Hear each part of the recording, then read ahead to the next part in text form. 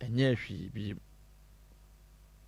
going beyond vetting you must see who say wo football team obia o team including wow technical team e ka kire say players no sani o mo ball Akoma FM 87.9 Kumasi coach ni say there be team na no pe what na ho a manaka 9 seconds na yapon o Zimbabwe changes okay Ghana African Cup the last match a boy you know on changes no they cause so such changes ni be na kufa do you know and it's going to cause more harm to the ordinary Ghanaian bibie no be free salary shuffle we mu aba and the papa bie nim and Kofi you are taking things likely say wa ban mu we are member of the party member of parliament Akoma FM 87.9 Kumasi Kofi what to do was say Okroma rejecting appointment. Yes.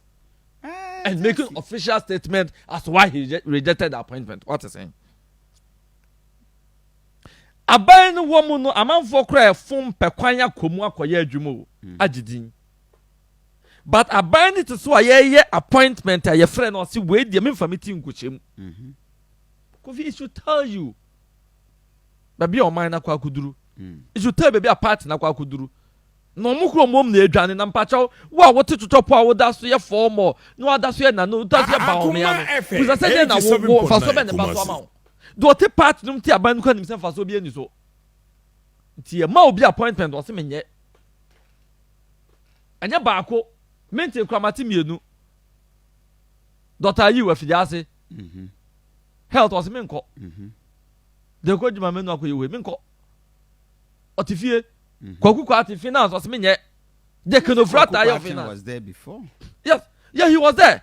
And then the mouse sang Kwaku Kwati in Kofa. And you buy a boy we. I just MP. Akoma FM 87.9. But what can you substitute Kwaku Kwati for Don Kuma? And Bibia okay. Arokaso substitute and asu Kwaku no no kofa oyi no de jonkuma ba yeah na mza den we such changes we pass be one be akoya obi such changes we and me no me no nyina obi aya adwuma ni obi a Jonkuma is a very fantastic guy in terms of what very fantastic in terms of what everything like what you have go for everything yeah no call for what yeah no call as a minister for finance his knowledge and why then impeccable Akoma FM 87.9 impeccable record there so what's the part of the part of you on the CEO of course you want to see part of it you see business that's what you people don't know what's that office now one also be a apartment tinting ke see be office in chair is it I will just get the name for you when you see office he contributed immensely for the construction of that office. You see, what can be achievement here? Also, was the part of it. I said, you can't say, Japan, dear crown to cry. You see, idea, why no just so. Besame, when you being cut, who can pick up both Akoma FM 87.9 Kumasi. None was why a party farmer address you to know. Kwako to ade hwe say o send this kind ebeko wan ebeko so good company John Kuma dia what are we talking engineer just for dia personal business what building on farm address bu on farm party ma impeccable record there step up government public toilets so no bo be sini dia no Jesus kagu no boto any impeccable records no and you can't not on bebregu kromo and one FM 87.9 Kumasi and the records near there chama de odiaba youth ya den kwatan here kwatwa nyama ekoso ho adwusofo momo o majo ya submit o mudin say o mo kwaje bosen a o mutimi ya test message so metu o bosen so bosen ne sankan ye go and check o kwa ka sem wo adwuso adwuma bedi wo no anaka adwuso say do me independent adwusofo mabru nya ka mako also do me fear ending of this month obati bibi so I'm not independent candidate adwuso party ni nyina they never contested John Kuma Akoma FM 87.9 Kumasi. The election of the what do you call the branch executive, which is the polling station executives, were conducted at Akoma FM 87.9 Kumasi. How will you contest such a person? I see. And now Miami Shia branch executive Bakwa Omuyi na dia say odimike duomachi say no assembly ha no call was 3:30 no so my election every ahomachi 3:30 no me election we yes here too no. And while back contest until who be obi an contest obi the same thing happened in my hometown. Me hometown fijase are you to on the forms no 12 am no we 3 am no aton forms afilia wie. Enti records how can you and so be an contest when yes we are deal. No mo send wa prepare album no be no be contest but that is dangerous. Akoma FM 87.9 Kumasi. That is dangerous. Enti my union say impeccable records ultimate compare kwaku kwatin to and fan compare what ase e dey dey ni free because embre bi do anaka no frata enema bia na kwaku kwatin pene so e hinder to stand up to him and tell him say master dey we na ekwe dey nye o see yes we challenge any e clear no ko say ade na kohwe egu owi a wo se mra meje meche me kon fa na beye obi enu obeye enti abanya wo aban mu anka so ya niema ka amanfo different to omo ho na so omo obi apon na se odwane a it's not the kind of government our team it's not the kind of leader or Akoma FM 87.9 Kumasi. Which means what you kwati ase se kanu frat economy one ase no owie ya no yi na kwa kotranche se on fa na ntranche no elevate no se ono na entu abanfo economy ho onto abanfo se ne oman betete aprase na so betu ofu be mi ma ede foto pa na kanu frat awo abam e se nya one free raise otimi ko negotiate any business akese bia contract akese bia otimi ko no na kodi animu na nipa no de fie dia man wase no what tamnesi abonten say there on advice to send on Michael bankrupt and as say no bad advice. Akoma FM 87.9 But that position is not conclusive. I mean, that's what I say. It's that not officially it's not been announced. When a year, yatiase. The emphasis say any ho. Yes. Na anya ho anke de nyame ase. Yes. Na ye ho de na Ghana for mo abosom.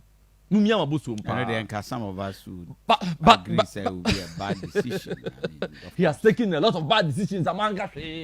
So this will not be any different. In fact, it won't make any difference. He's taking a lot of bad decisions. We are telling Kumo Yaman for Ankashi. But I'm vetting. And who here class from Bay? Almost any time revert to Omokra, renominate the who here. Even one more point to me in a parliament in Yanomon Koyomo. Akoma FM 87.9 Kumasi. So, Becca say, and can you put on Koko? Yeah, you man pass the sun na Yampene na vetting ya approve. A who here. Ehun hia yamo monko because Nana Addo amedi president ya Quebec se president bi anka ebenya no Ghana ha nanka wanya asem ketwa ana do bedi ne yehun ne tuturum yehun se na asem no danta ebo ho no sebe ago yehun se semfa so bi ama no so de do otrabonte ye over 30 years nya no na hwinim anso be bi ama Ghana for de ka nyama ne hu na abere Ghana for na do bedi Akoma FM 87.9 Kumasi. Miami abu ya kan sa asenso bo ache yanti akohwe de nkranfo ye so oton nkran sa nyina Kumasi entan ti an national security asase ye twa de filling station on dia na manfo develop on government dance e obi an ka hwe nkyere wo enti ministry no ono mo bonu kwadu so aton aban sa ase nyina uyi ni France be hwe akwan so na se akwan da ko be so na for sale ta ba ko se ye ton ede biem no be etika yes kabia so be ko for say yes and revert no na enyemo ye no sa ni ministry no kramra me yi ano but minia enko se hwe dia mo nko which only praise mo nko so more harm minia tefua ya ho ya man deputy minister ni bi yeah ena yes kodu upon kroma enzo free information MSN call lands on a natural resource. Because you go no junk. I think Kojo is not going to Lands and Akoma FM 87.9 Kumasi. On the question who? Yeah. Western Housing. Yeah, Kojo. Exactly. Okay. Western Housing. Lands here Jinapo. Western Housing. Jinapo the omon kan. There be the untouchable. Young cano. Into ononkore Western Housing. Into kakana akana no. And I'm sure no okoton. A bansa say asenso atonwa no. Amanfo nkranfo ye press conference edi akonia ba nyina so aton. E bia de akai. Nti me I don't see any need say wo sako ha me awesu man we resource nsakra nko vet o me nya so Akoma FM 87.9 Kumasi. So sisan bi e ma. Ense be ba ya mompa be ba ko pese amane na yetim no na mu be ye den. A chense na yetim sisi ya no. Ko nsakra na e ba no. Health minister. Na guess what? COVID tag when guess opam no. You don't even reshuffle, you sack him. Someone guess your pam no. What go for accountant? You see, se nipa bon kra. Ne field there. Wosuya e practice there. Honsem kaya no. Onim. Sabe se na pa bon kra. Akoma FM 87.9 Kumasi. Obetimi a performance. And na pa bon kra. O dey go health ministry at least. Obon send here ne yonkwa doctor for na hu here na ahom se onim obetimi aye. Of accountant na dey go health. Of a doctor na dey go. So confused. But these things were common. You see, it was common. It was the same thing. Why? Atamels. And can the sound to woman be? And can the several positions. There and several. And Kofi propaganda way. Mami B. And I'm one and a health. Oh, Mami B. Akoma FM 87.9. You are accusing the one accused. Now I am medical officer. You not tititi. No, I am medical officer. Minu nyina ya yemra. Who now accuse you? What accuse you? What do you do? Your Kospugabra, be your education minister. Kospugabra or education. Minkas one educationist. Minkas, I'm telling you. He had no communication. He did better. I'm telling you. But Kospugabra has been a trade person.